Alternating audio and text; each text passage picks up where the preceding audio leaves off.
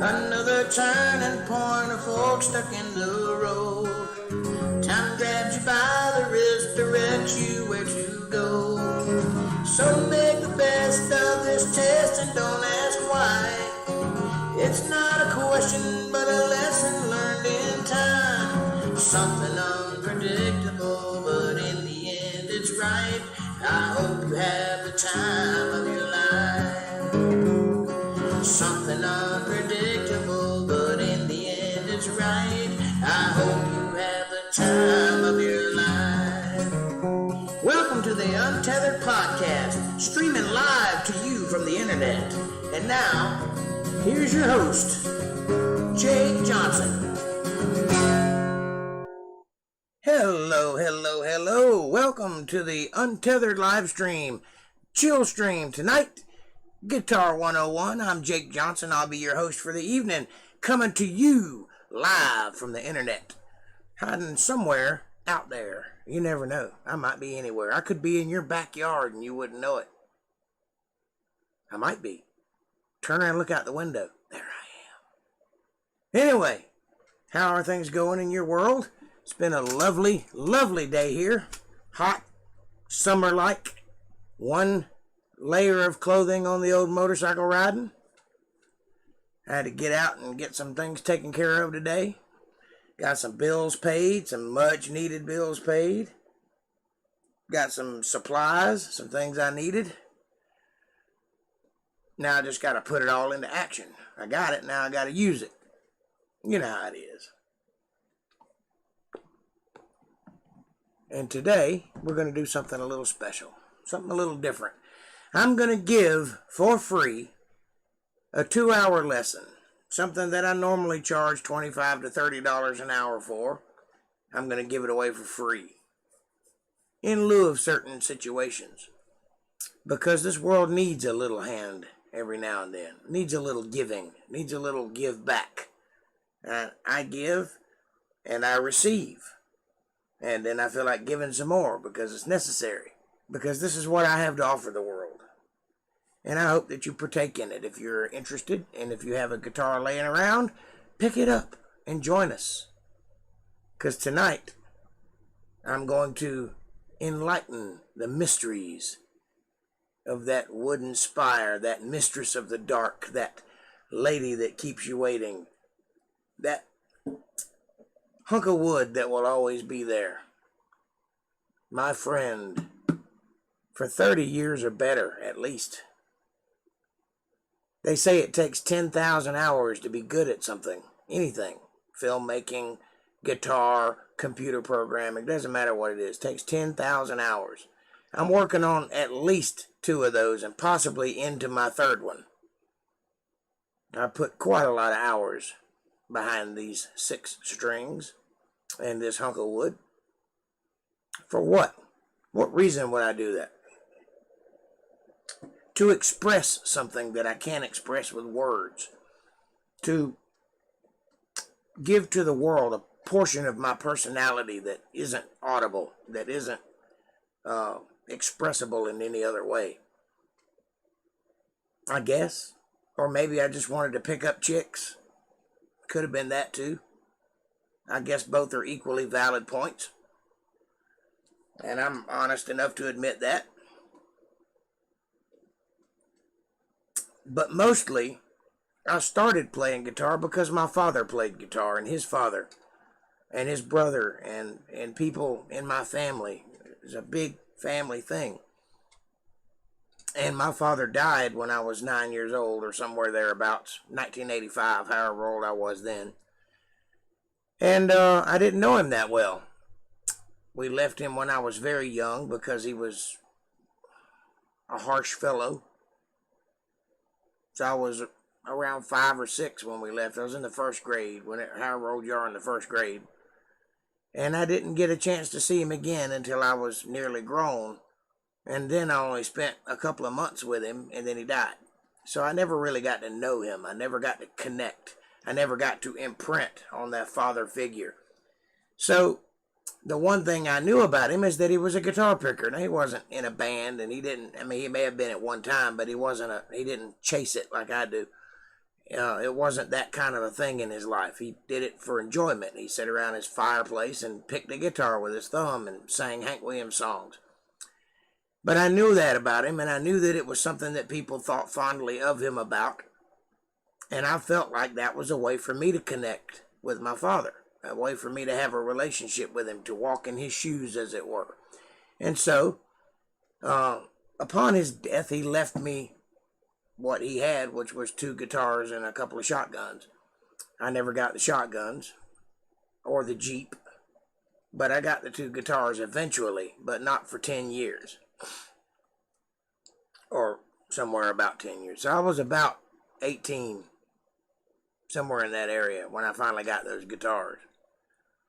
And of course, I promptly lost them. I don't have them anymore.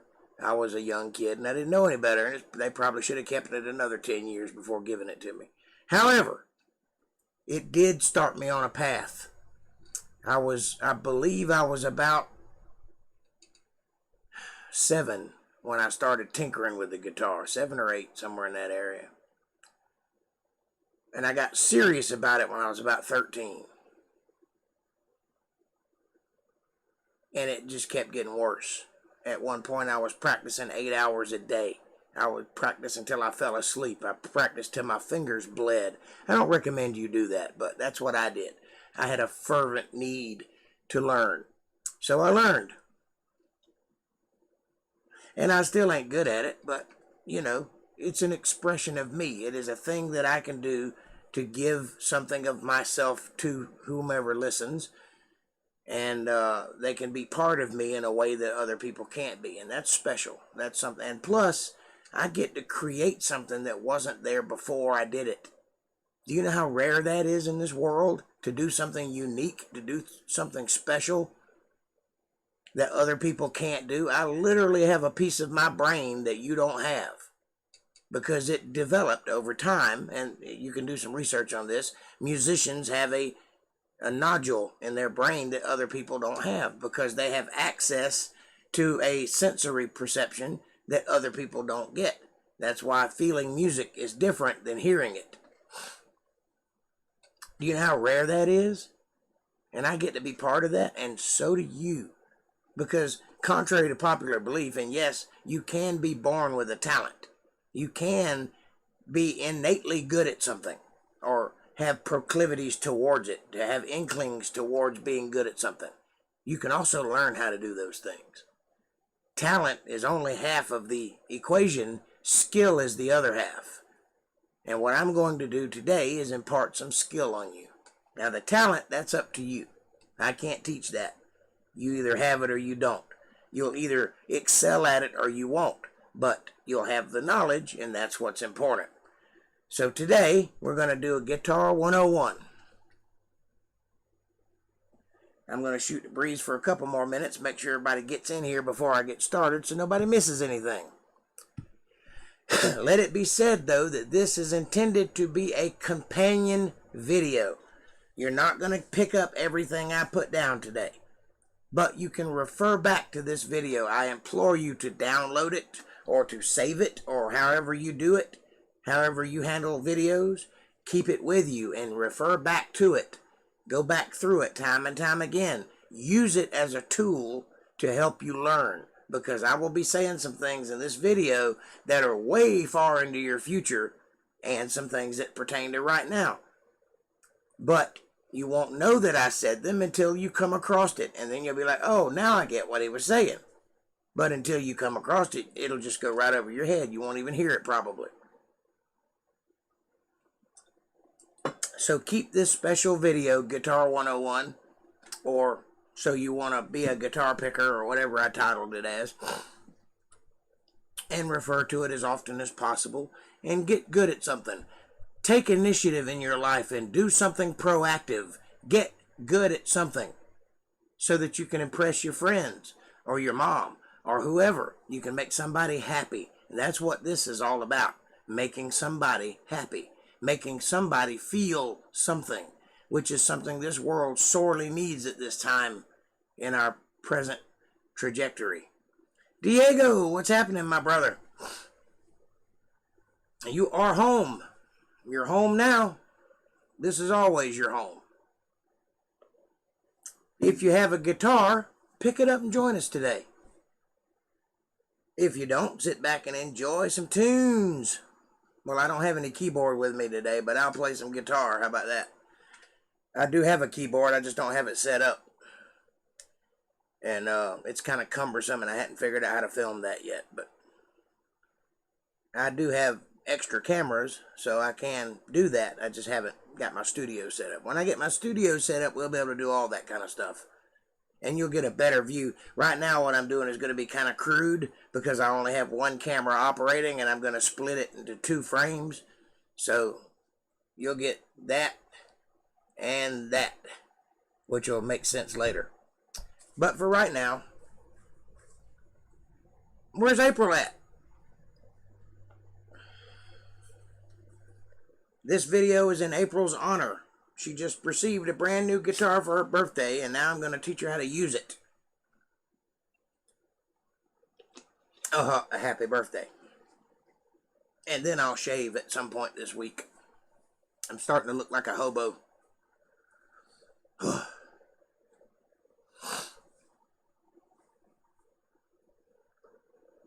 I will stress a warning, though. Music will lead to a hard life.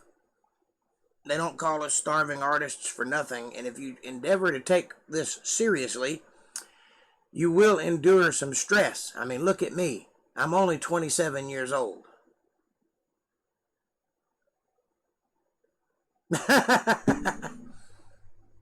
No. But it is a rough life, and it is not for the faint of heart, and it is reserved for those who love what they do, to degrees that only compare in fairy tales. You must truly honor and love the gift of music to pursue it as a career. And I will go ahead and tell you that there's no delusions of grandeur here. It's 1 in 2 billion the chances of you making it as a musician. That's not to say it can't be done. There is no magic, and there is a clear formula to becoming a successful musician, and I can teach that as well. But even if you do everything right, even if you have everything in your favor, even if people just bend over and give you opportunities, even then, the chances are slim to none that you're going to be successful at it in a way that is meaningful. I mean, you might make a good living playing the bars and the honky-tonks, but you're not going to get famous. You're not going to make millions. Don't even think that stuff. To get that right out of your head, because that's not even a thing that's possible. The fact is, if you do get that, you are extremely lucky and extremely unique. That is, even though there's a lot of musicians out there, a lot of people on the charts, and it seems like the business is overrun with talentless hacks, even then, it is so rare that those people get where they are. It is so unique of an opportunity that you shouldn't even expect it to happen, because it's not going to. And if it does, you should thank God every day because you got lucky. I'm glad you're doing great, Diego. I'm doing pretty good too, and I hope that you're going to enjoy this podcast that I got lined up for you. We're going to get into some deep, murky territory tonight. I'm just waiting on my April, and when she gets here, we'll get started, because tonight, this is about her.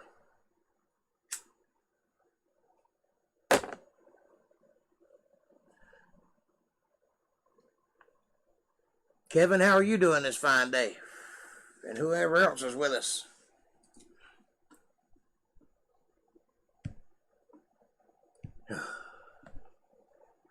In and out, in and out. Right now, it's just me and you, Diego. Or Kev. Somebody dropped out, but they'll be back.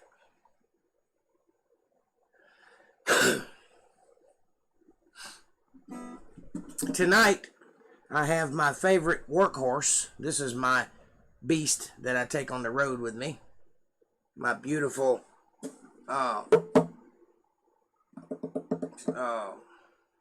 is that called? All I can think is styrofoam, and that's not it. fiberglass. My fiberglass backed Stratacoustic guitar. Look at that beautiful thing. It's made by a company called Squire, which makes student model Fender brand guitars. However, if you are smart and you know what to look for and you catch just the right opportunity, you can get a very old Squire from the 70s and 80s.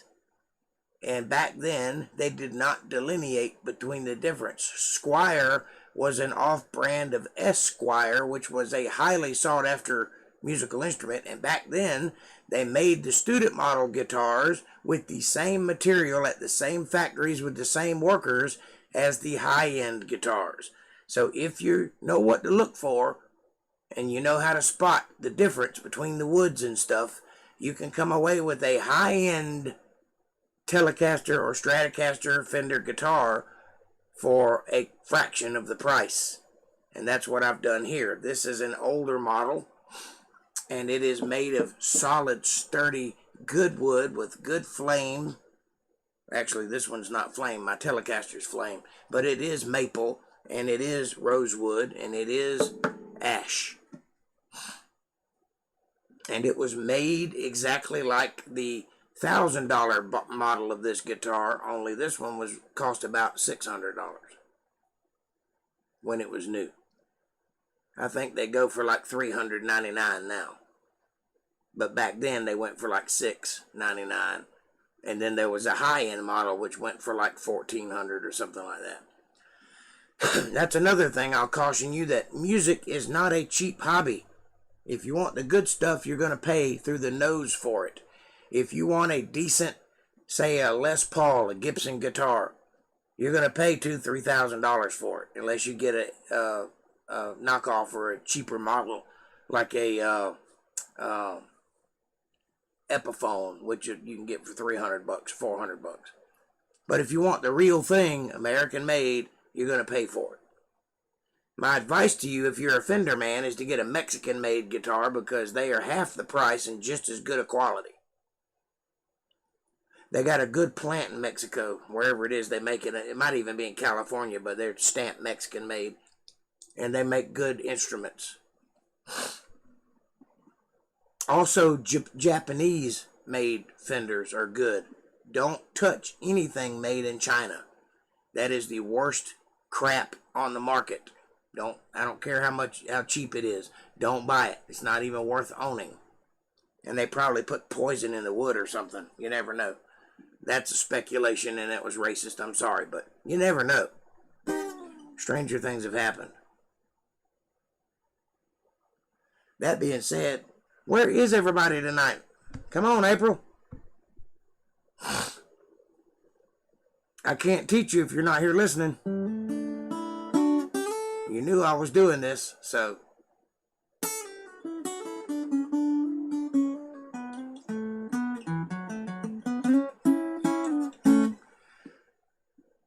Little Fleetwood Mac.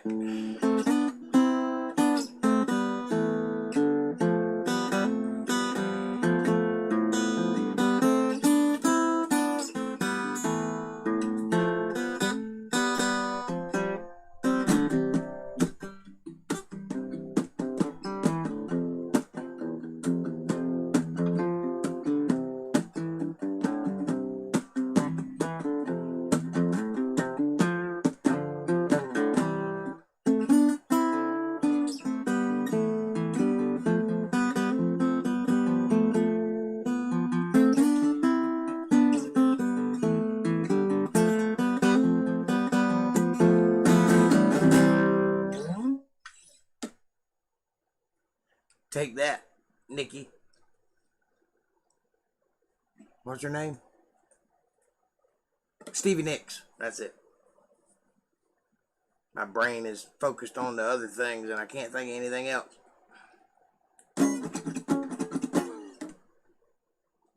And then when you're really good, you can play upside down like this.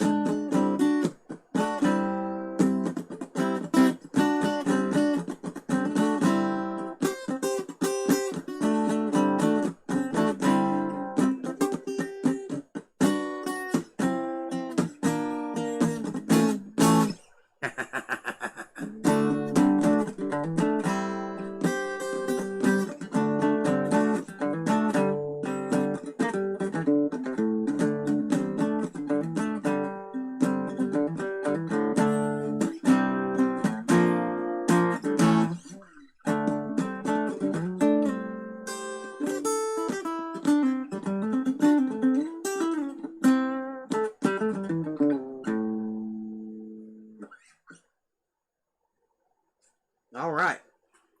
Okay. So, I'm going to go ahead and start. She'll catch up or not.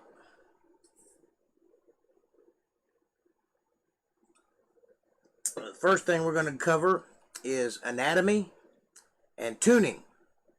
So, let me go ahead and describe to you the different parts of the guitar in case you don't know. This is very beginning stuff. This is a saddle, also known as a bridge. That white bone there, if it's quality, it might be plastic, but that's a saddle. I mean, that's the bridge. The thing that it sits in is the saddle.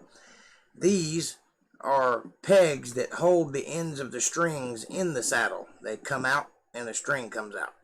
Underneath this bridge, if you have the kind of guitar that has a pickup in it, would be the pickup, a piezo pickup, which is it records a vibration signal and turns it into digital signal with a battery and then sends it out the jack to your amp.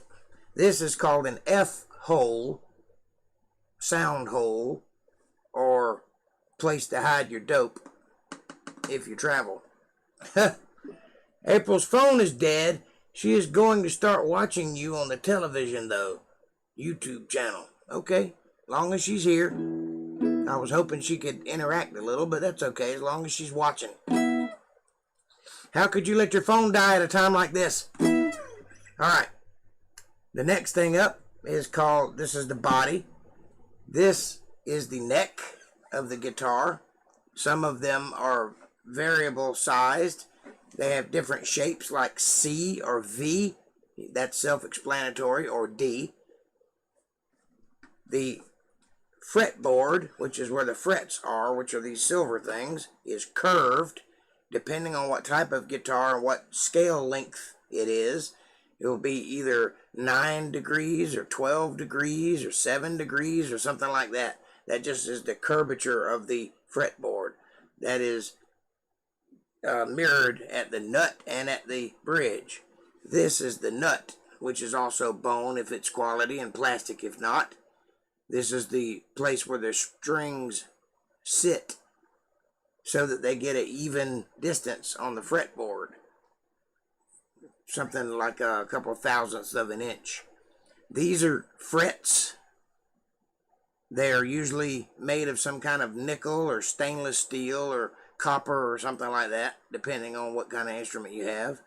These dots are just markers to help you visually see where you are on the neck at any given time. They don't have any real purpose other than just a visual cue. These are your strings. They go from bottom to top. The reason that is because this is high, top, and this is low, bottom. Alright? These are your tuning pegs, and this is the headstock. These tuning pegs have an 18-to-1 ratio, which means they turn really smoothly and evenly, put tension on the strings. And your strings are tensioned if you're in tune. Standard tuning is 440 megahertz. That's 440 vibrations per second. All right? That is the key of A for those of you who are interested in vibrations. So, you'll need to get yourself some form of tuner. You can download a free app. Go to Google Play or the Android equivalent or the Microsoft equivalent, Microsoft Store, whatever. Whatever your device is, go there, Apple Store, and get a free tuner. Just type in free tuner. Mine looks like this. I don't know if you can see it or not. Hold on.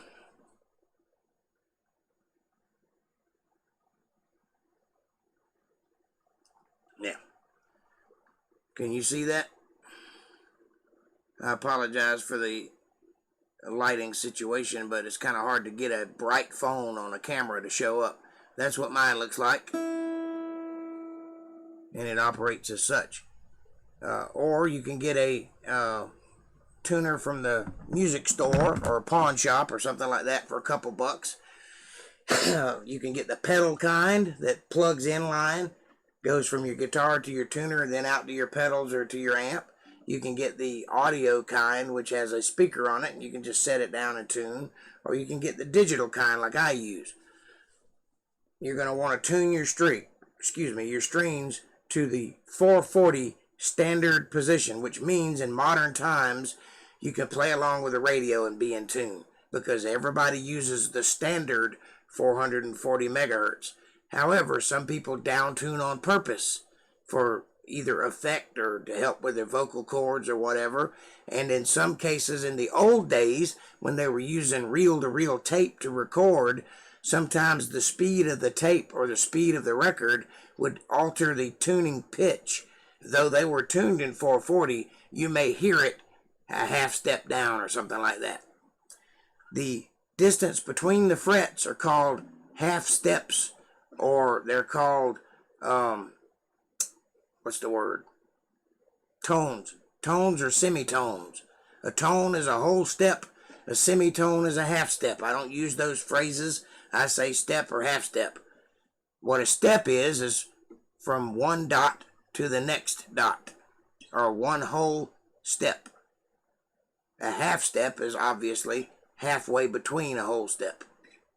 So this to here would be a whole step, and from this to here would be a half step. All of the notes on the scale A, B, C, D, E, F, G are all a whole step apart, except for B and C and E and F. B and C are a half step apart. E and F are a half step apart. Everything else is a whole step apart.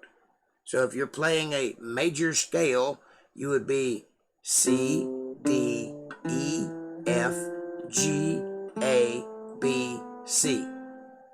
That's 8 notes. 1, 2, 3, 4, 5, 6, 7, 8, 9, 10, 11, 12. It's 12 notes, sorry. 7 notes, and then till 12. Repeat until 12. So, if you have a C,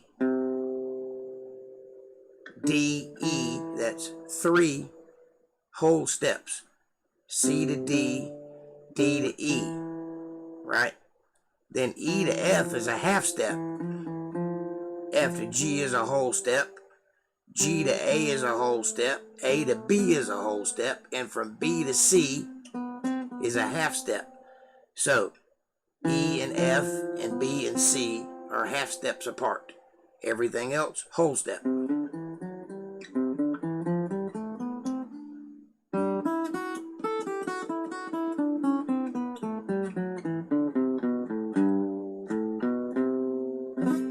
Alright, so now that you know, your strings are tuned open strings or fretted strings. Understand the difference.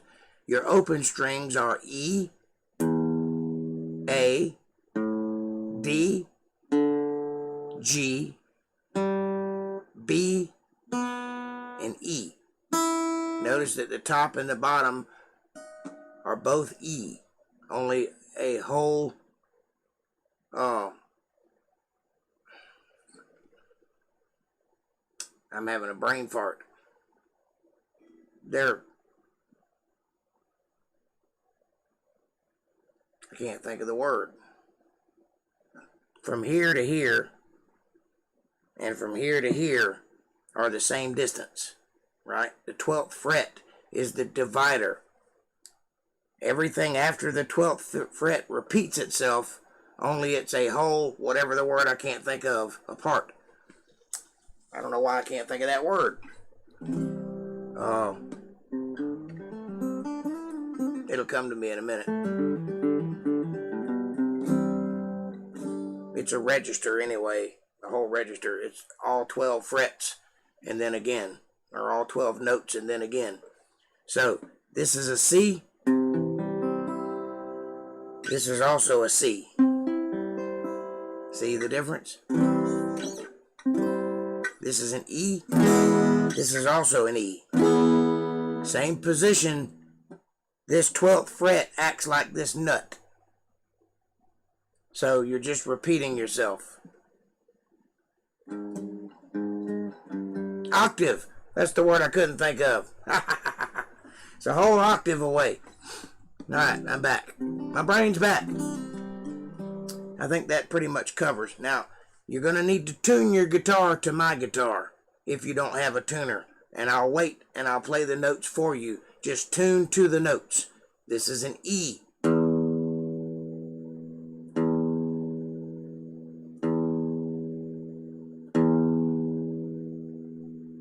This is an A.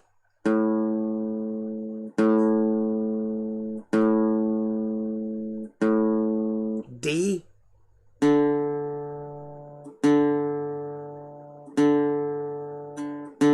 G.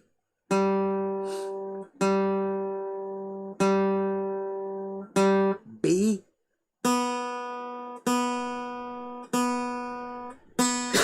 E.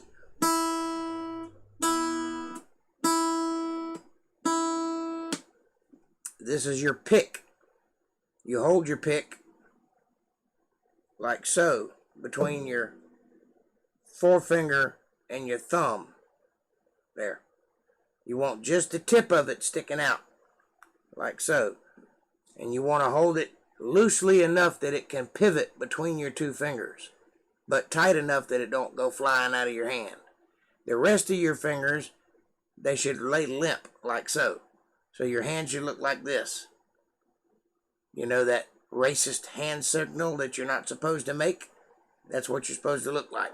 So that when you place it on the guitar, it falls right into place like so.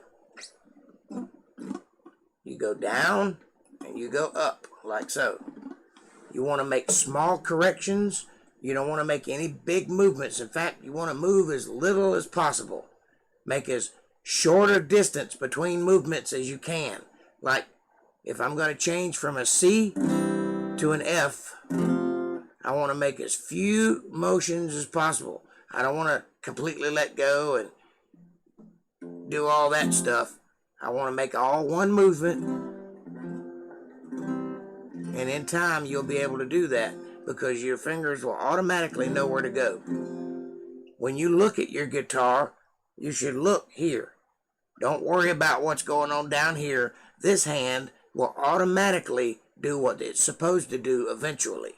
It may not do it at first, but eventually it'll fall into place. You don't have to train this hand. It instinctually will know what to do.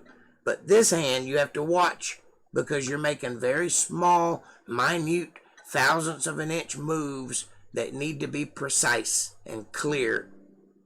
So watch that hand. Look here, don't look here. Keep your eyes up here. Eyes up here, boys and girls. Love this idea. Solid gold. Hey, Great Sky Troll. Hadn't seen you in forever. All right. The next thing you're going to need to know. For 2 weeks, this is going to suck. Your fingers are going to be so sore. They're going to hurt badly. For 2 weeks. Play through the pain. You're going to want to. Because the more you play, the tougher your fingers get. And eventually, you'll develop a thin layer of skin called a callus, which will overgrow and thicken over time. And the pain will go away in about 2 weeks. If you stay busy. That means play at least an hour every day. Every day. 7 days a week. Don't let one day go without it. Because then you'll have to start over. As far as the calluses go. It's April. Hello, everyone. Hello, April. Get your guitar out and be ready to play. All right. Another thing is, I don't know if you can see this or not. Can you see the lines on my fingers? Hold on. Can you see the lines on my fingers? All right. That's where you want the string to lay. Right on the center of the ball, just behind the fingernail, is where you want the string to lay. Not on the pad, but on the tip. So you want your fingers to be bent. All of your joints should be bent like you're holding a tennis ball. Imagine holding a tennis ball. Each joint is at a 45 degree, roughly 45 degree angle, right? Not your thumb, but just your four fingers. So you want, just like playing a piano, you want to be holding a tennis ball and then translate that to the neck. You want your thumb to rest in the center of the neck like so, not over the neck like so. See, notice that when you grab your guitar neck like this, and then you put your thumb in the center, notice how your wrist pivots forward. See how that works? You're going to want your wrist to be pivoted forward slightly, also at a 45-ish degree angle. That way you have a clear reach of the guitar neck, right? So if you're like this, with your thumb over the neck, you don't have very much of a reach. See how that hinders my fingers? But if I put that there and pivot my wrist forward, see how much more distance I can cover and how easy I can get to it? And I can move all over the place just by putting my thumb right there on that skunk stripe.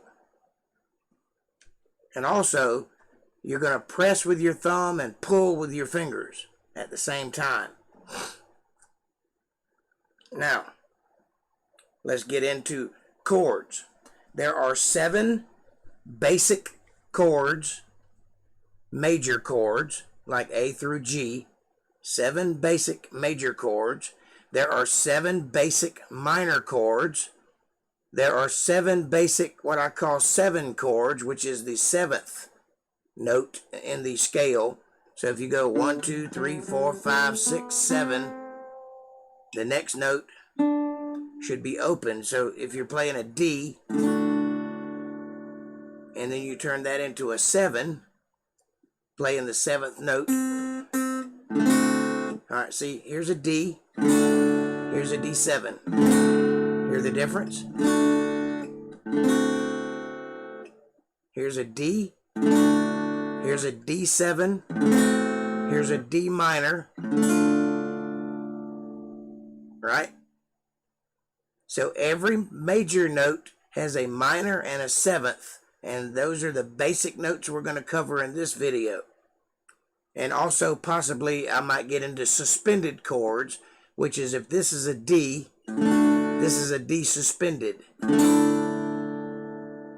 It's just a little prettier. That's an augmented. That's a regular. Suspended. Augmented. Suspended.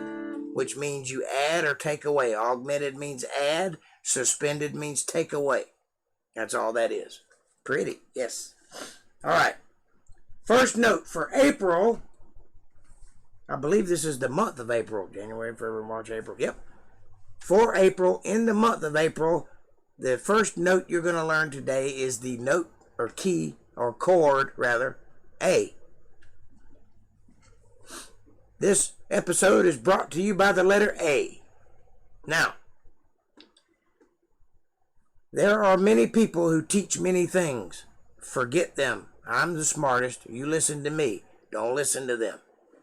Don't listen to chord charts, although I would recommend you download one so that you can refer to it. Just go to Google and type in guitar chord chart, and it will list all the fingering positions of all the chords known to man in different charts. You can get basic ones and you can get advanced ones. They're good to have. They will help you learn things if you don't already know them. But I would strongly urge you to commit these things to memory. I learned AUGN. I don't know what that is. A easy? All right. There are 3 ways to make a basic A chord. The way that music schools teach you is like this.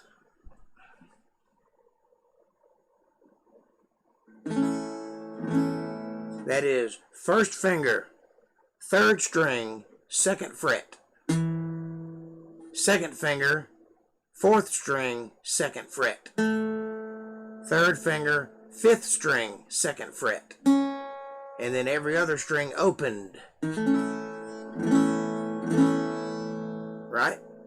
Can you see that clearly? Notice how my fingers are inside of the frets. You want to never touch the fret. You want to come right up close to it, but you don't want to put your finger on the fret because it'll sound like that. You want good, clean, clear notes. And also, you want to start this chord on the A string, not the E string. So when you strum from the A string down. That is the chord A. However, I prefer the second way, which is to use these 3 fingers instead. The reason is because it makes it easier for you to transition into bar chords later. And it also makes it easier for you to go to other chords in the basic 7. It's easier this way. If you learn it this way, it'll be easier in the long run on you. Do it this way. Notice how all of my joints are nicely curved, 45-degree angles. None of this. Don't do that. Keep your fingers bent this way. Don't flatten them out like so. Keep the strings right on the tips of your fingers and press down evenly with your thumb in the center of the fretboard like so. That'll leave this finger open to do all kinds of nifty things like this.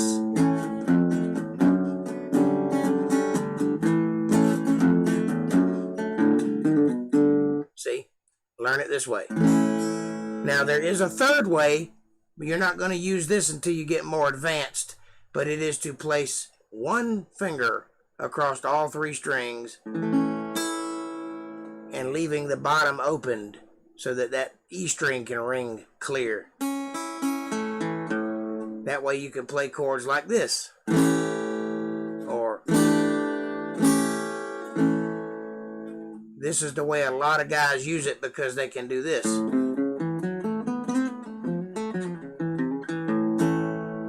Right? That is the A chord, but I would recommend you start with this one. And once again, open A string, that's the 2nd string, 3rd string, 2nd fret, 2nd finger, 4th string, 2nd fret, 3rd finger, 5th string, 2nd fret, 5th finger, or 4th finger, sorry.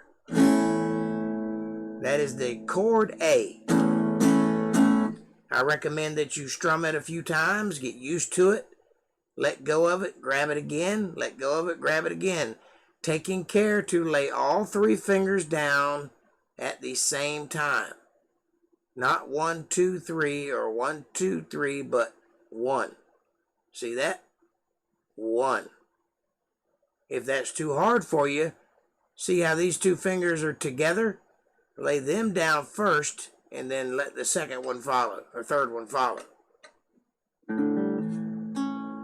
The whole goal is to be able to hit the chord when you strum the strings. Like that. You should be able to place your chord by the time you get to the bottom of the strum.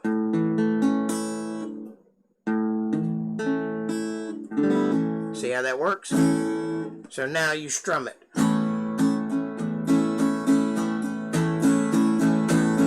It doesn't matter what your pattern of strum is, down and up, down and up, down and up. Just remember to start on the A string, not the E string. You can hit the E string, but it goes second, like so.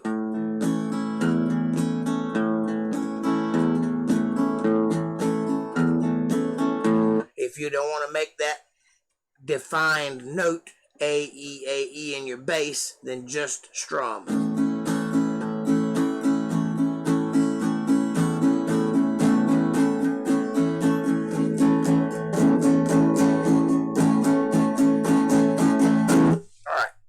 Next chord is one of the two hardest chords to play, and that is a B chord, and we're not actually going to learn a B because it's harder. So we're going to learn a B7, which is the most common used position of the B chord. Most people don't even know that they're playing a B7. They just play it instinctively and call it a B. So, but it is a 7, and it takes all 4 fingers. So, the A string or second string, 2nd fret, 3rd finger. Middle finger, sorry. Then your 3rd string, 1st fret, 1st finger. Then the 4th string, ring finger, 2nd fret. Then open B string, and then put your pinky 2nd fret on the E string. Once again, that is 2nd fret, middle finger, 2nd string. 1st fret, 1st finger, 3rd string. 2nd fret, 3rd finger, 4th string. Open B string, and then pinky 2nd fret, E string. And then your chord will sound like this if you get it correct. This is a B7 or a B natural 7. Now the reason we don't teach a B is because it's a bar chord. It's the only of the 7 chords that is a bar chord, and it's hard for some people to play. If you're just beginning, bar chords is not what you want to start on. They're hard to do. It's basically that A position like I showed you here with the 1 finger, only with your ring finger. Slide it up a whole step and then take your 1st finger and put it on the B note of the A string. A, B flat, B, and then mute the bottom string, which will happen naturally. That's a B natural. But this is the chord you're going to learn today. This is the most common used position for a B. Alright. Again, 2nd string, middle finger, 2nd fret. 1st finger, 1st fret, 3rd string. Ring finger, 2nd fret, 4th string. Open B string, pinky E string, 2nd fret. And you can pick that middle finger up and play the bottom 2 notes like this. And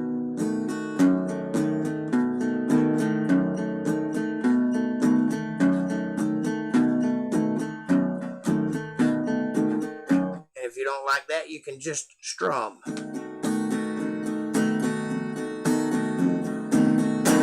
Alright, A, B. The next the next chord is a C.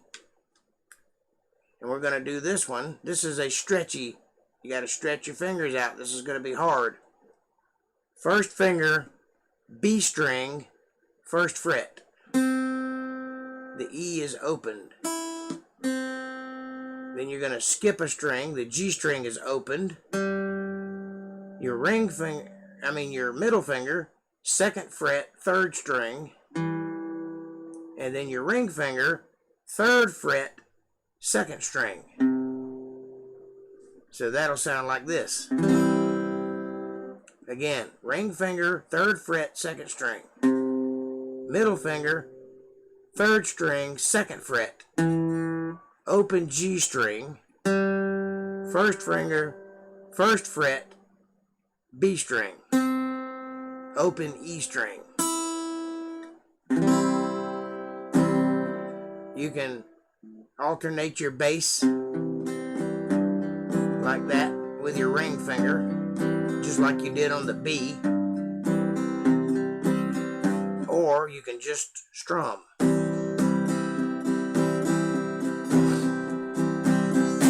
Once again, ring finger, 2nd string, 3rd fret. Middle finger, 2nd fret, 3rd string. Open G string, 1st finger, 5th string, 1st fret. Open E string. If you want to get fancy, you can put that on the top string and then play that bottom note with your pinky in the 3rd fret. And that'll give you a fatter sounding C chord, although it's still a C chord. Alright. The next chord is a D. That's this chord. You're going to start on the D string, opened. The next string is a G string, 2nd fret, 1st finger. The next string is a B string, and the 3rd fret, ring finger. And then on the 2nd fret, on the E string, middle finger. Alright, that's a D. Start on that D string. You can alternate between an open D and an open A and play that.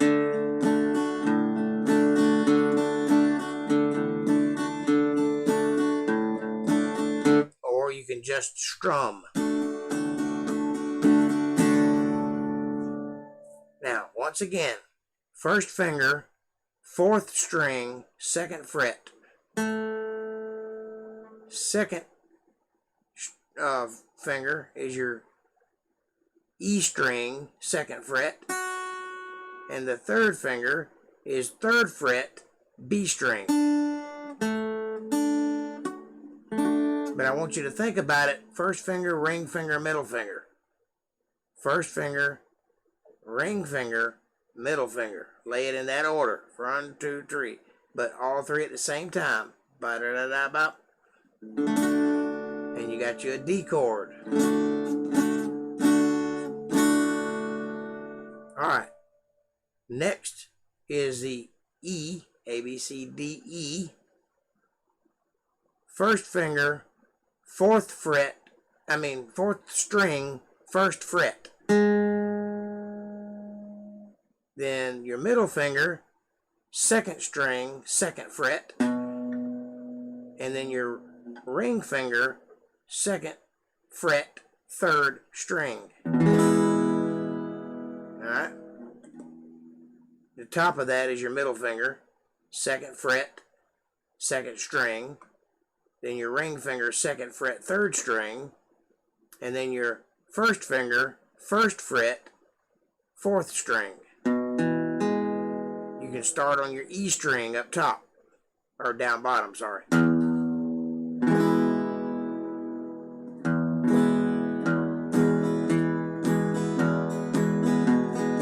Alternate between the E and the A if you want to. Or you can just strum.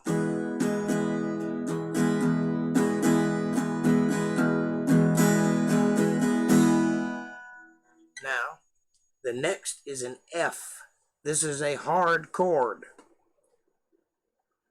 This is the only one that will take one finger across 2 strings. And those are the bottom 2 strings here. That's the B and the E with your 1st finger.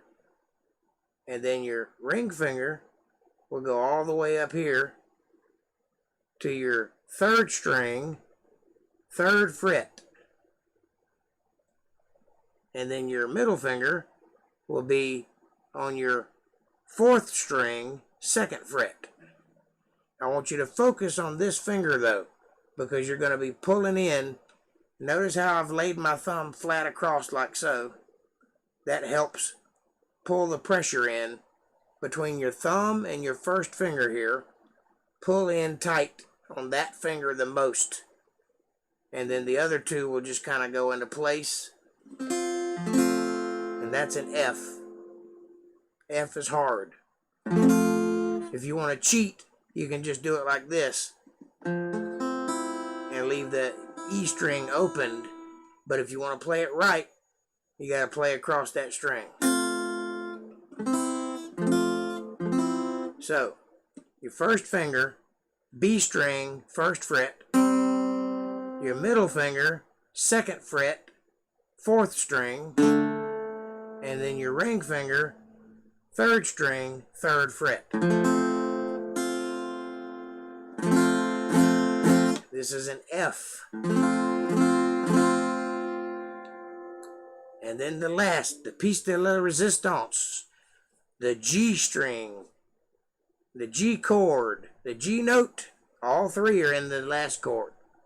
So, your first finger, second fret, second string. Your middle finger, third fret, first string. And then your ring finger, third fret, E string. Now you want all your fingers to be close together. You don't want them to splail like that. Keep them together like you're shooting a bird. All 45-degree angle bends-ish. They're not exactly 45, but you get the point. Thumb in the middle. This is what your G will look like. That is first finger, second fret, second string, second finger, third fret, first string, third finger, third fret, last string. That's a G. Now real quickly we're going to go through them again. By the way, you can alternate D string opened and G string opened, starting with the G string like this.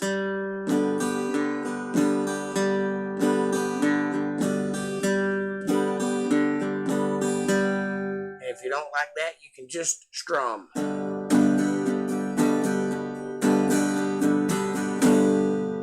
Now, real quick recap. A, first finger up. Second finger, third string, second fret. Third finger, fourth string, second fret. Pinky, fifth string, second fret, open E string, starting on the A string.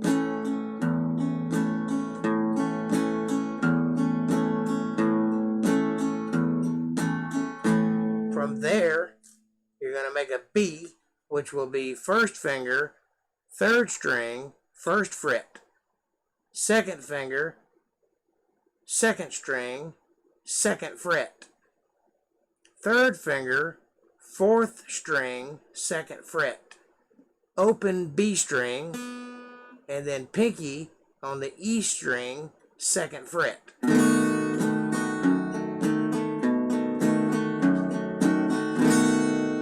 C will be first finger, second string, first fret. Actually, fifth string, sorry. Let me start over. First finger, fifth string, first fret. Second finger, third string, second fret. Third finger, second string, second string, third fret. Again, first finger, first fret, fifth string. Second finger, second fret, third string. Third finger, second string, third fret.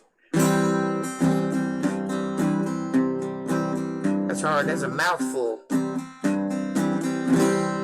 Alright. D. First finger, fourth string, second fret. Second finger, second fret, E string, bottom string. Third finger, third fret, fifth string.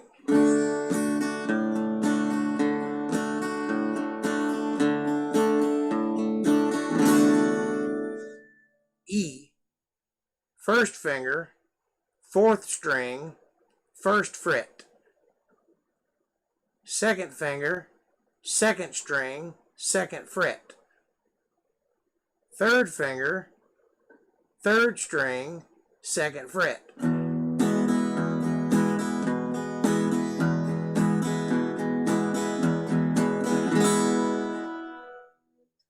F, 1st finger, 2nd string, 1st fret. 2nd finger, 4th string, 2nd fret. 3rd finger, 3rd fret, 3rd string. But you're supposed to lay this finger across B and E. That's an F.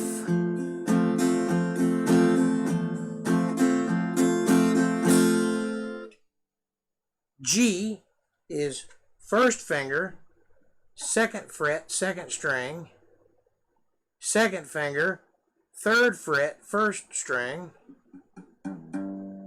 3rd finger, 3rd fret, 6th string.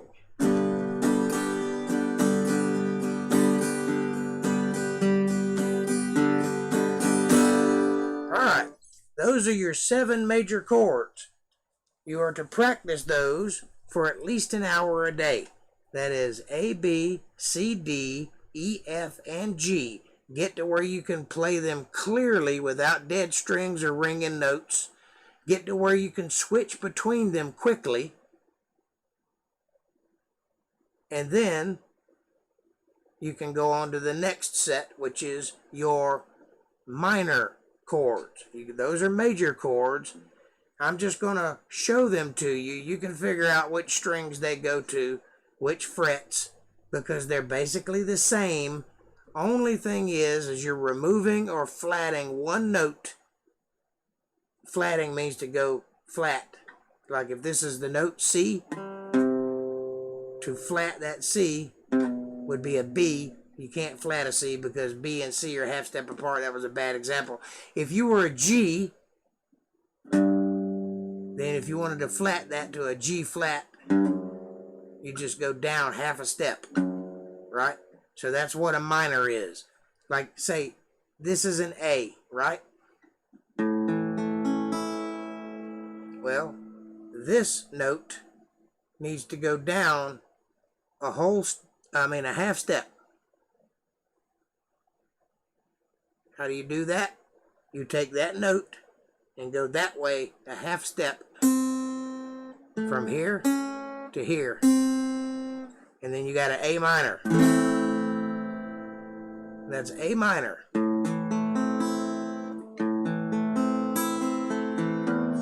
I guess I will tell you. First set, A minor. First finger, first fret, 5th string. Second finger would be 3rd string, 2nd fret, and the 3rd finger would be 2nd fret, 4th string. A minor. We're going to skip B minor because it's a bar chord. I don't know. Let's see if we can do it. Nope, we'll skip B minor. A minor. C minor, also a bar chord. Notice how I'm using an A minor. Alright, play an A minor with these 3 fingers, just like you do the A chord. Play an A minor like that. Right? Now, slide that up a whole step, and then take your first finger and place it on that B note. That's A, B flat, B. That's a B minor. Just so you know. Play an A minor, slide it up a whole step, put your first finger on the B. B minor. C minor, is a half step higher.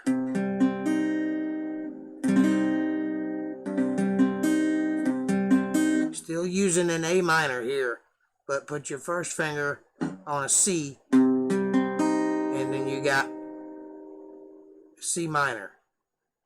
D minor is easier. Play a D, and you're going to take this note and flat it. You're going to have to switch. See what I did there?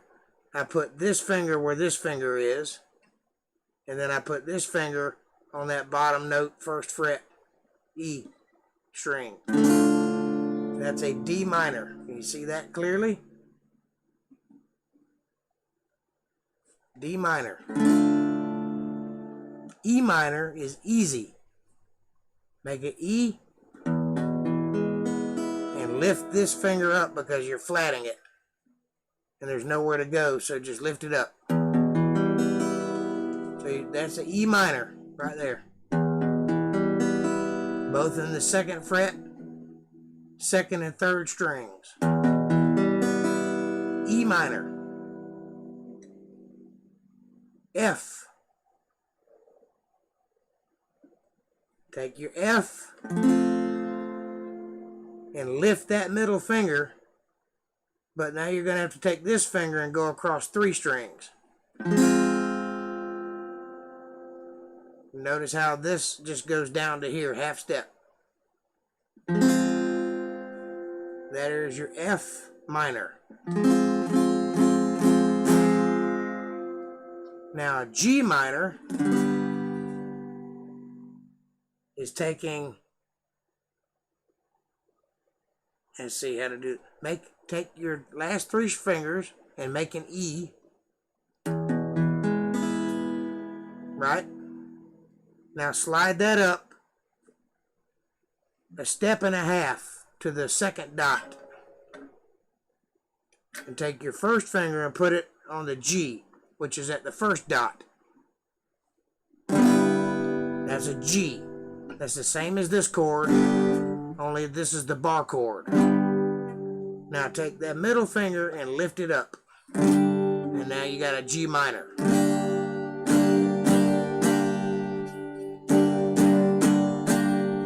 So you just make an E. Notice that the A minor and E slid up are all your bar chords.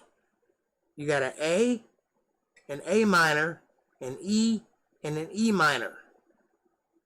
And then you slide those up to make bar chords. So if you make an A, make it with that finger like so. Slide it up. You got a B, right? Or a C, or a D, or an E. But if you make a minor, A minor, slide it up, put your first finger down, you got a B minor, or a C minor, or a D minor, or an E minor. Same thing with your E chord. Make an E, slide it up, got a G, or an A, or a B. Or if you take your E and make it a minor, slide that up, you got a G minor, or an A minor, or a B minor. Same as this B minor. Hear the similarity? Same chord. That's it.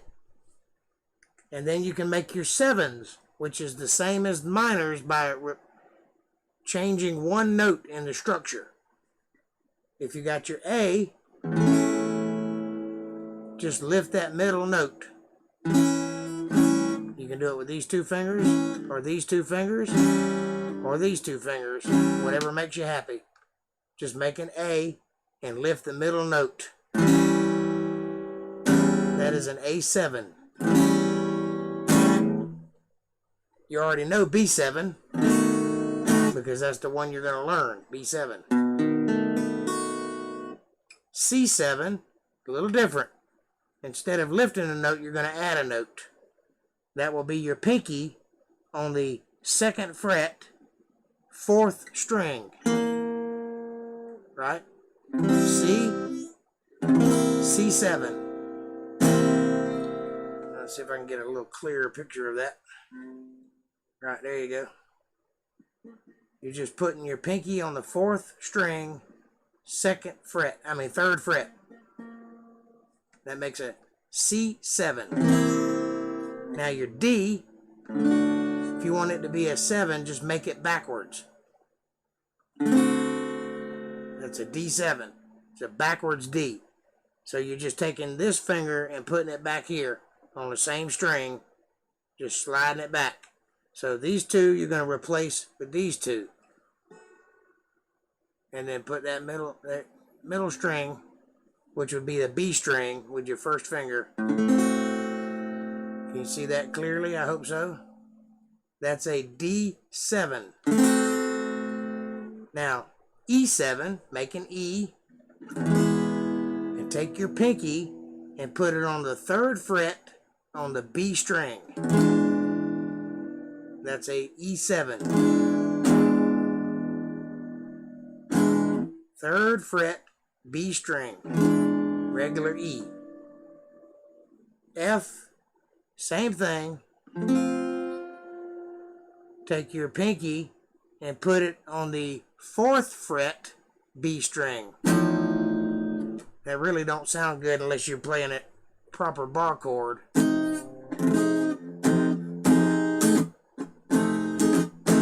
Anyway.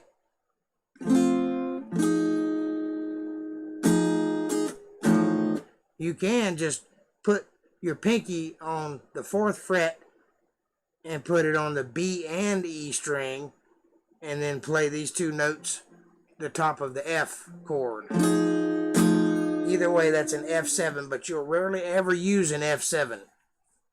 A G7 is a backwards G, just like a backwards D is a D7. G, just take your first finger and put it on the 1st string, 1st fret, and then make the rest of the G with your second 2 fingers. So you got a regular G. Notice that I'm using the last 3 fingers to make that G. The reason I do that is because it allows me to do things like this, which you can't do from this position. See how much movement there is there? But if I'm using these 3 fingers, they're right there under my fingers.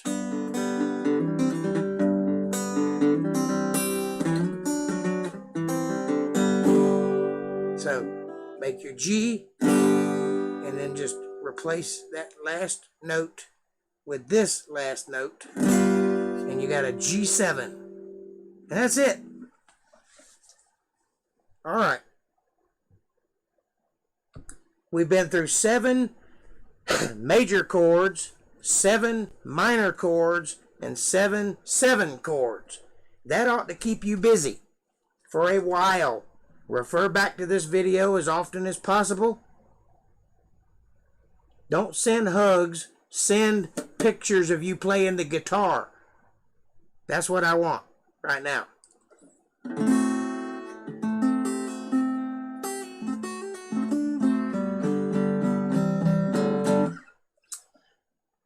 It's been fun, but I gotta get the guitar ASAP. If you ain't already got that guitar in your hands, me and you are gonna fight.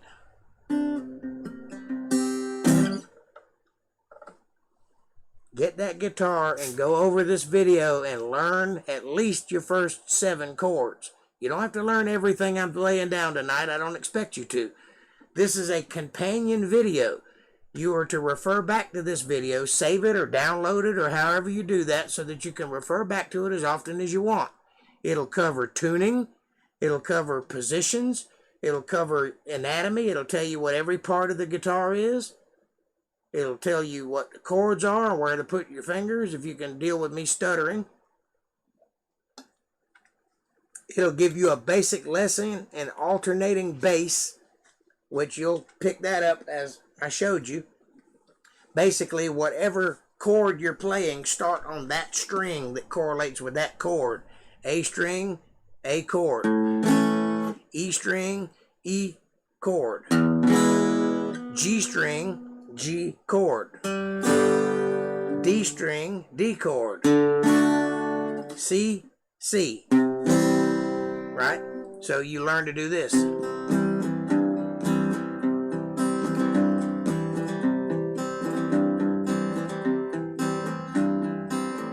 Now, just so that you have a use for what I taught you tonight, I'll teach you a song. Okay?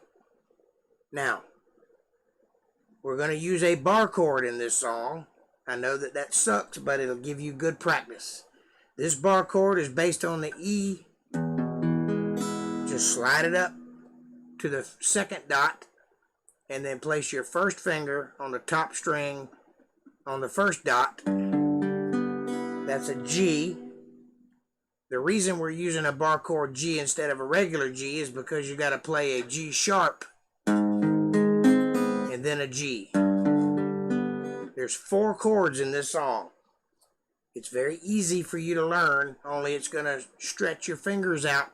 This is hard to position. It'll give you good practice in stretching your fingers out and pressing the chords. And you can single strum it, which is easy to do. All right.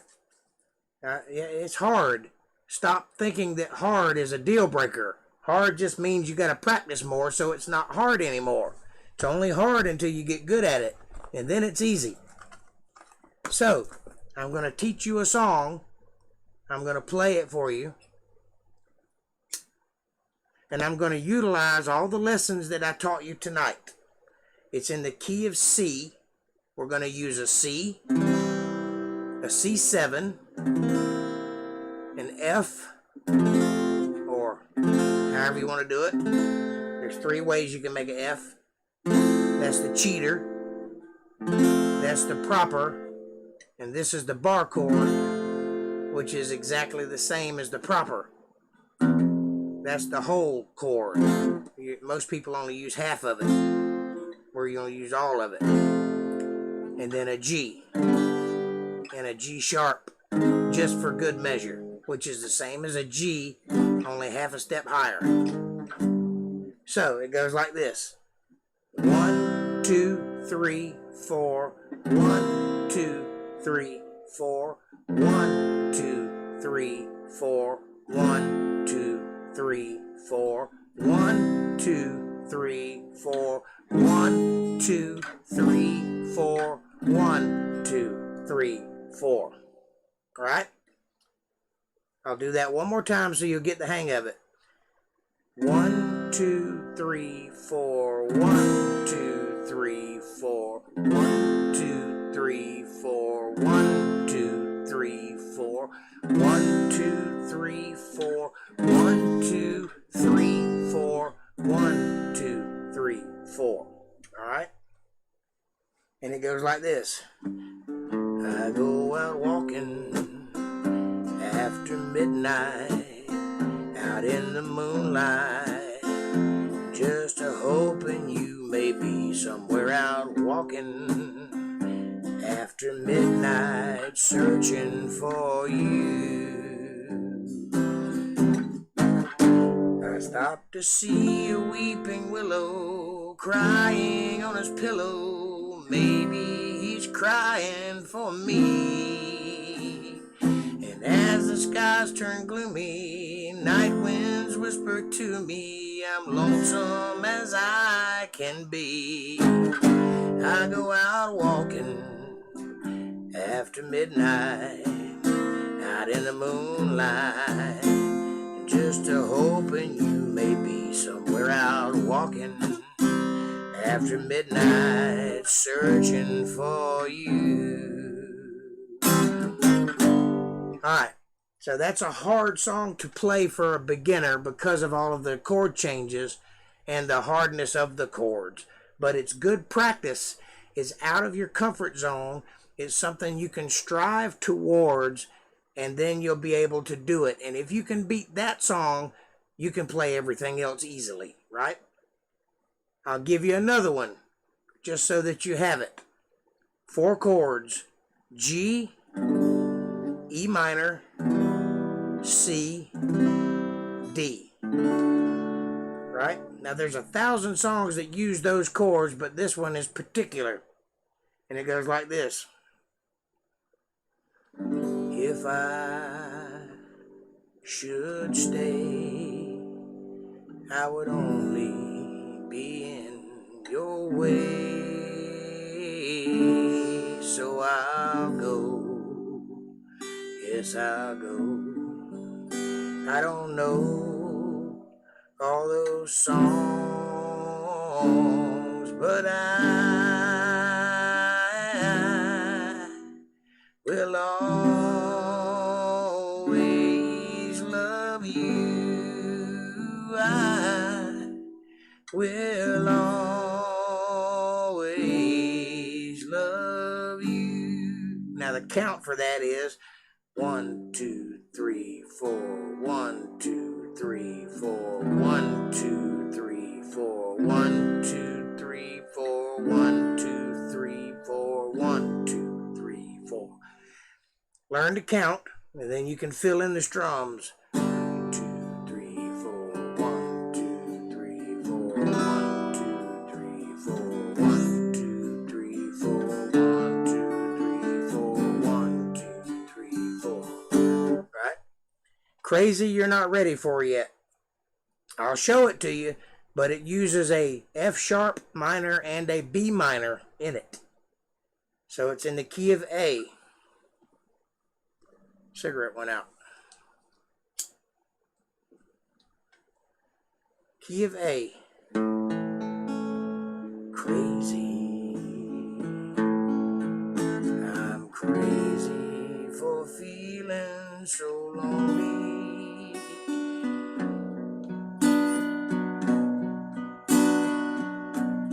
I'm crazy.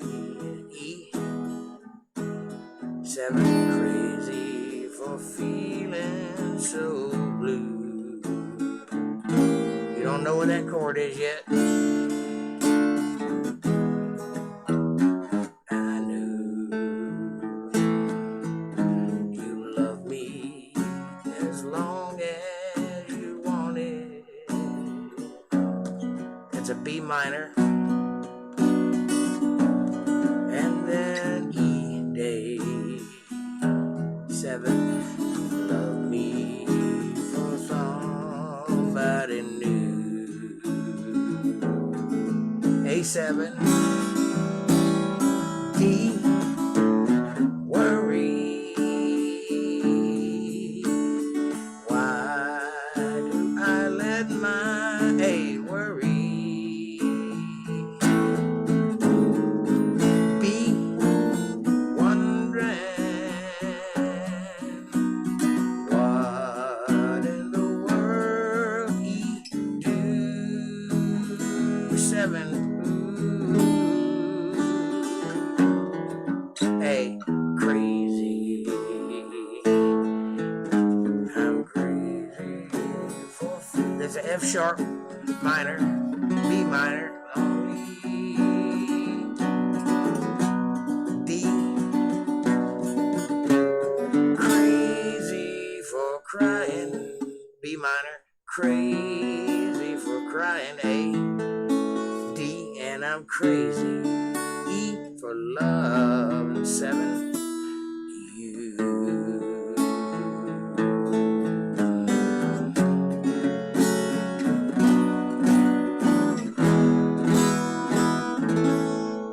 Alright, that's a hard song to play. You're not ready for that, but there it is if you ever want to copy it and learn it.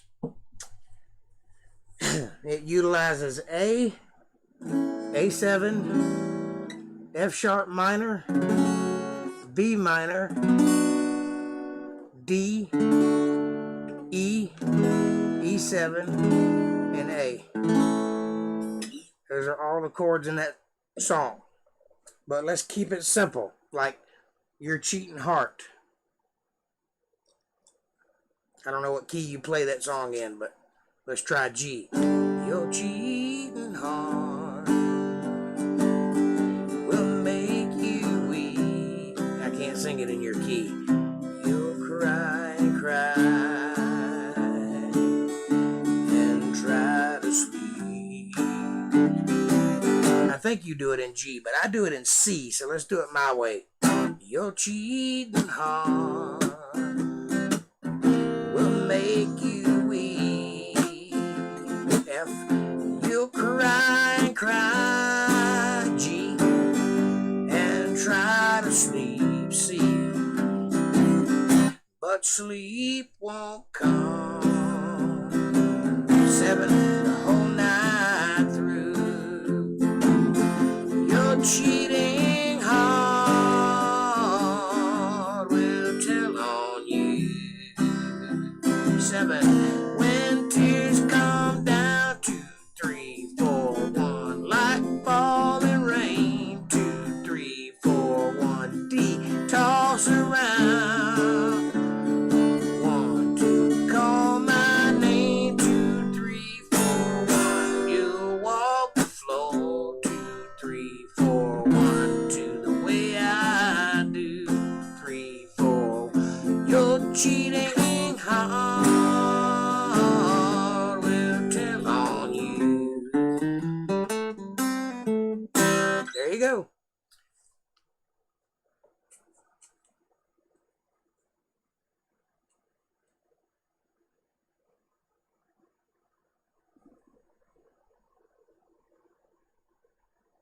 Gotcha. All right. Well, there's your lesson. That is a big lesson. That's got a lot of information in it. I don't expect you to pick it all up at once, but I expect you to pick it up. If you're not going to do it, what's the point in me giving it? But maybe somebody else will do it too, so you won't be alone, and there'll be lots of people learning from this video. So your inspiration to make this video, but you need to get that guitar and pick it up and play it. If you're not going to do that, what's the point in even having it? Send it to me, I'll take care of it. But you need to learn to play it, because you got a beautiful voice, and it would be great if you could accompany yourself. Then you wouldn't need somebody to play for you. You could just do it. And I can teach you all the stuff you'll ever need to know. With what I've taught you already, if you were to sit down and be able to play everything that I showed you right now, you can play every song on the planet, with the exception of a few, because of, weird chords. But pretty much just about every pop song, every rock song, every country song we covered tonight. You just don't realize it yet. But you could use a capo, which is okay for you to use. I would implore you to learn how to make chords with your hands and not have to use a capo, but you can take 3 chords, G, C, and D, and you can put a capo, which is moving the nut up, say on the 3rd fret here. That would put you here for a G. Same chord, G, only now this G is an A, because you just moved it up a whole step. So now you can play anything in the key of A. This C becomes a D, and this D becomes an E.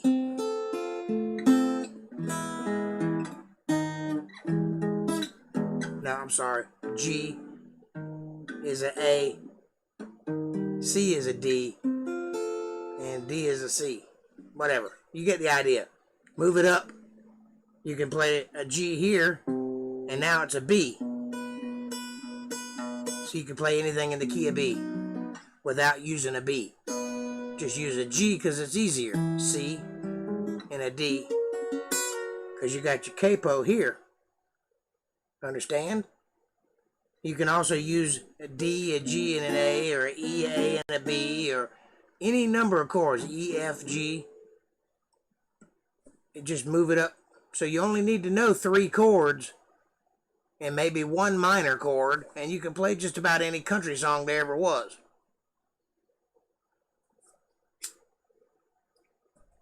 You ordered a tuner and a bar thing. It's called a capo, C-A-P-O, capo.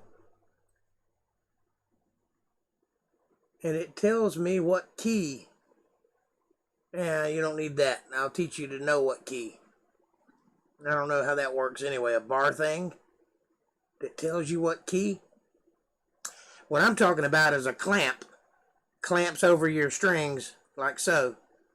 That's called a capo. They come in various shapes and sizes, but basically it just locks down. It's basically doing this, right? So now this nut is here, which raises the pitch. And by raising the pitch, you can take a note like a G and play it here if you're capoed, and now that's an A. See? A string, G position on the E string makes an A. So if you got this and this, it's the same chord.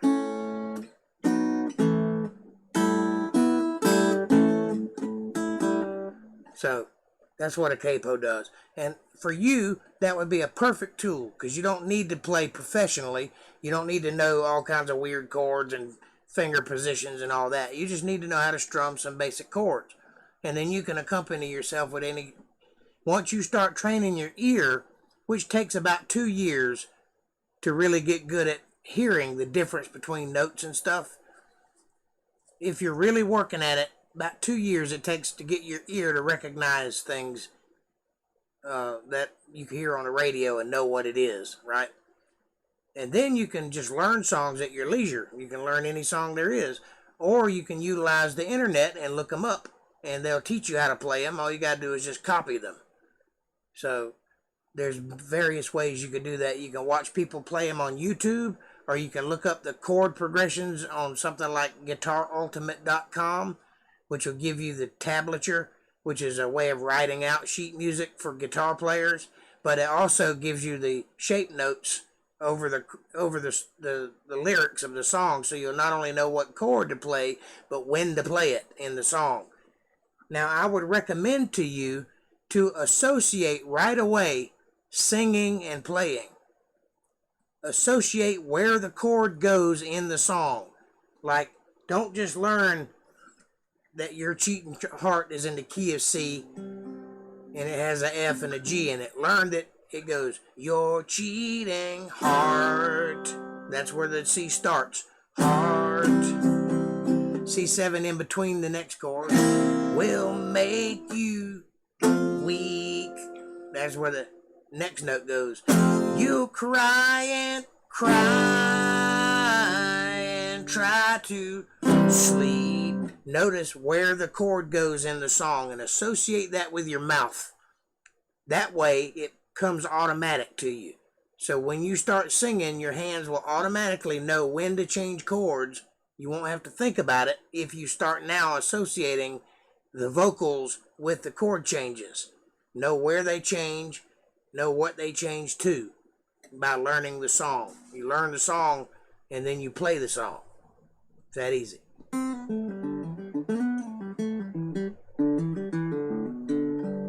Yes, you do have a good ear, but I didn't say that. I said it takes about 2 years to train your ear to hear the difference between certain notes, right? Even though you got a good ear, you still have to train it. It's still untrained. Like, if I didn't show you, you couldn't tell me what chord that was, but I could. I can hear it and tell you what chord it is. You know it's a chord, but you don't know which one. And what's the difference between this one and this one? Or this one? What about this one? Do you know what that one is? You see what I'm saying? So it takes about 2 years to get to where you can hear the difference between the chords, what their unique characteristics are, and how to tell them apart from one another. Because all chords sound the same to a layman. They don't know the difference.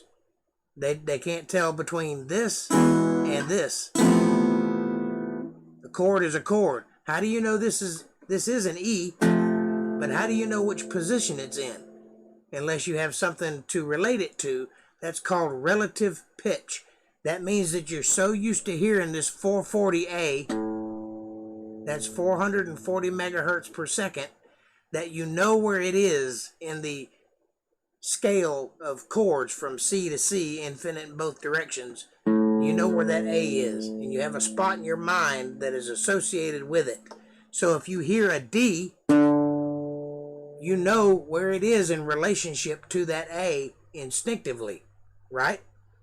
And then you recognize it to be a D chord. But what if it's a D sharp? It's still all of the same positions, but how can you tell the difference? Because you'll know what a D sounds like, and when you hear it sharped, it sounds like it's leaning forward. It sounds like it's sharped.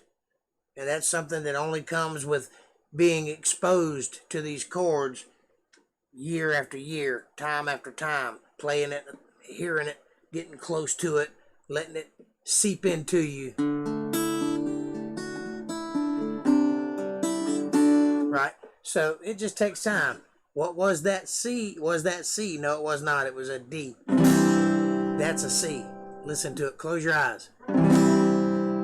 This C has a characteristic that no other chord has. It has a fullness, a fat bottom. It's kind of rounded, but it has that sharp little... You hear it? No other chord has that, see?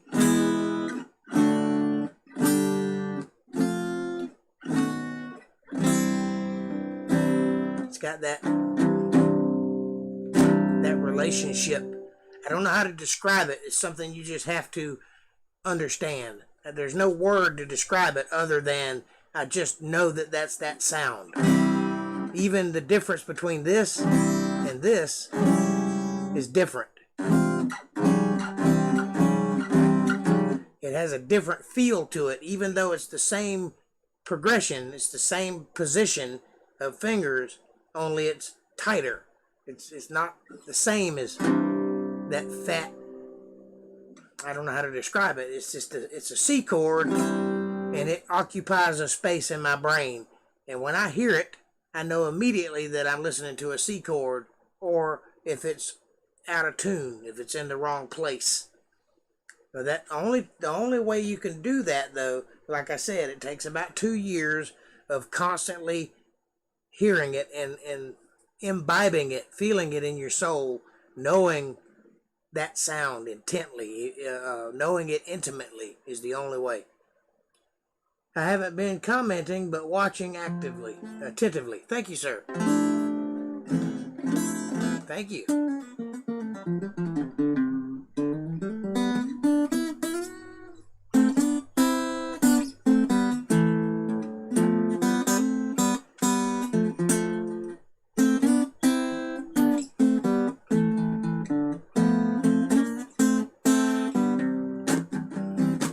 All right.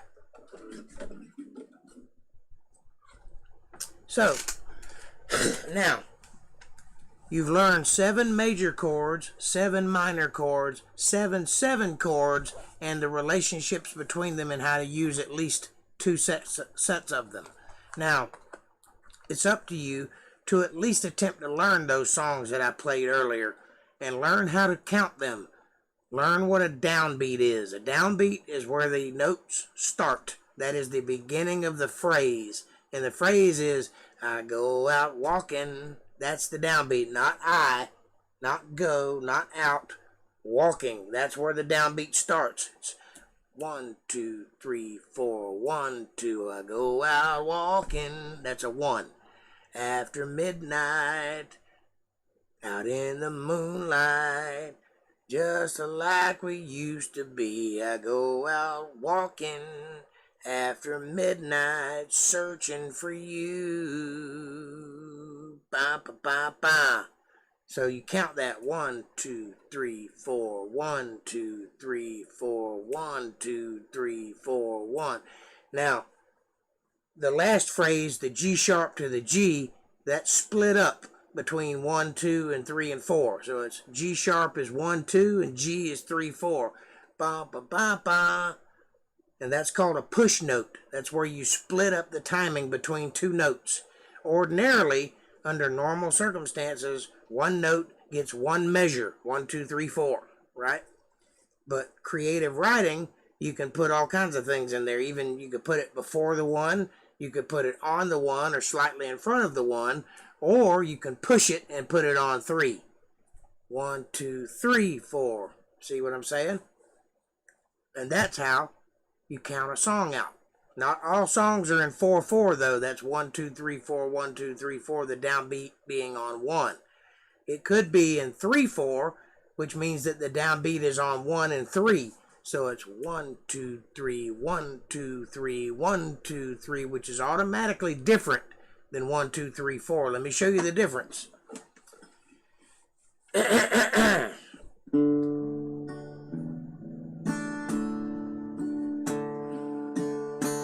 This is 3/4. Wish a buck was still silver. It was back when the country was strong. 2 3 1 2 3. Back before Elvis, the Vietnam War came along. 2 3 1 2 3 1 2 3 1 2. For Beatles and yesterday, when a man still worked, still would. 3 1 2 3. The best of the free life behind us now. 2 3. Good time really over for good. 2 3 1 2 3 1 2 3. See, the downbeat is on 1, but you're only going to 3. Ba dee dee ba dee dee ba dee dee ba. Now, adversely, a 4/4 song would be 1 2 3 4 1 2 3 4 1 2 3 4 1 2 3 4. And I kicked the habit of smoking back some time ago. 3. Now that's 3. That's 3/4 also. Sorry, I messed up. Here we go. She got a roof that don't leak when the rain's poured down. 2 3 4 1 2. Play like a sleep. 3 4 1. Safe and sound. She got a lock on her door. 2 3 4. But she gave me the key. She don't walk the floor, but she worries about me.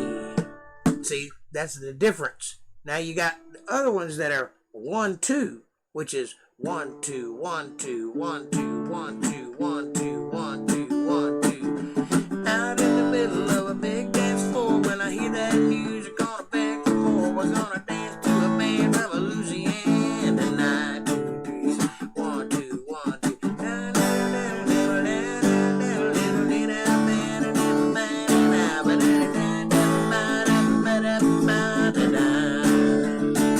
See? So there's a difference. So where you put that downbeat is important to the structure of the song. And then you've got a verse and a chorus and a bridge and a tab, which is an outro or an intro. So learn the anatomy of how a song is put together so that when you play it, you'll know what to do with it. For example, you don't just go, "You're cheating hard," right? It's actually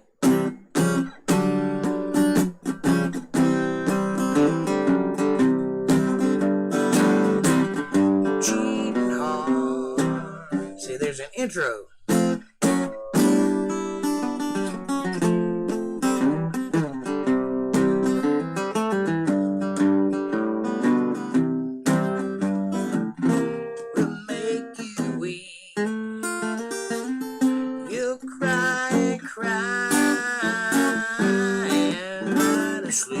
Now, what's the bridge of this song? When tears come down like falling rain, you toss around and call my name. You walk the floor, back to the chorus, the way I do, which is actually a pre-chorus and a chorus. This actually doesn't have verses. It just has a pre-chorus, a chorus, and a bridge. This is an unusual structure of a song. Most songs have a verse, which is the story, and then a chorus, which is the repeatable part, the part that you remember, and then a bridge, which causes tension in the song, right? Well, I guess I put her to it. Yeah, I finally put her down.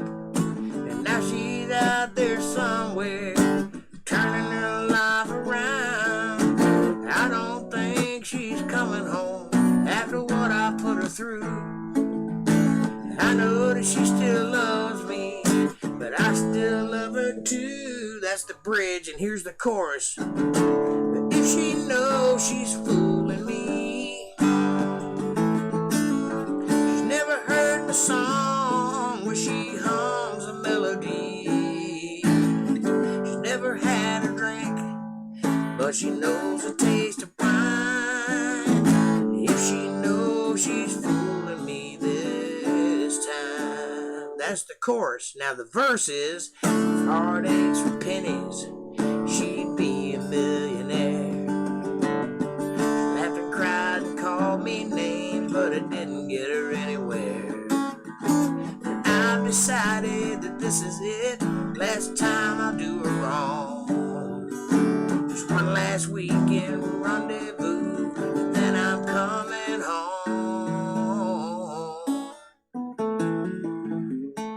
See the differences? Those are 3 different parts of the anatomy of a song. Usually followed at the end by a tag, which is repeating the last line again in some fashion, either musically or verbally, or both. And now you know, and that's how you put a song together. Now, take that knowledge and go learn a song, and I want you, this is your homework, and you've got a month to do it. This is what I want for you. I'm giving you a lesson, a master class. I mean, this is Guitar 101 at its finest by a professional musician that gets paid dollar bills to teach people things. I'm giving it to you for free. What I want in return is a video of you playing a song. Doesn't matter how simple or how complex, and it doesn't matter when, as long as it happens this month. Any song, even if it's Amazing Grace, how sweet the sound that saved a wretch like me. I once was lost, but now I'm found.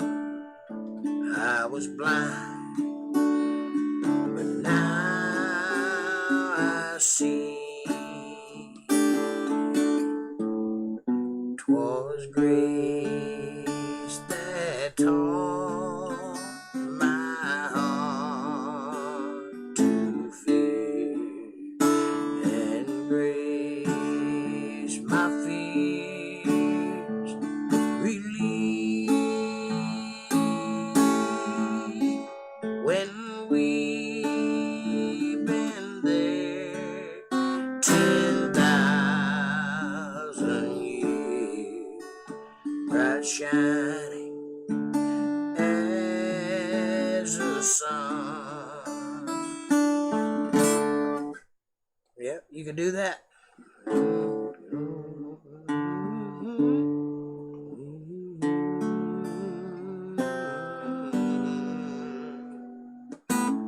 Anyway, I don't care what song it is. I don't care where you get it. I don't care how you learn it. I want to see you with my own eyes. I want to upload it to the podcast. I want you playing a song and singing it by yourself. All the way through, start to finish. That includes the intro, the lead break, even though you don't have to play lead. There's a place for that. It goes there if it's in the song. And an outro and an ending. I want the whole song, start to finish. Can you do that? You got a month to do it. If you don't do it, I'm taking my lesson back. Deal? I'll help you also. All you got to do is ask me a question. Text me. You got my number. How do I do this? What do I do? Where do I put such and such? What song do I want to play? It doesn't matter what question it is. I'll help you. But you got to be able to actually do it for yourself and then send me a video that I can put on the podcast so that I can show that, hey, I can teach stuff. Excelente. And that's that. It's 10:21 and you have been lessonized. you can click right here and get Jakenized.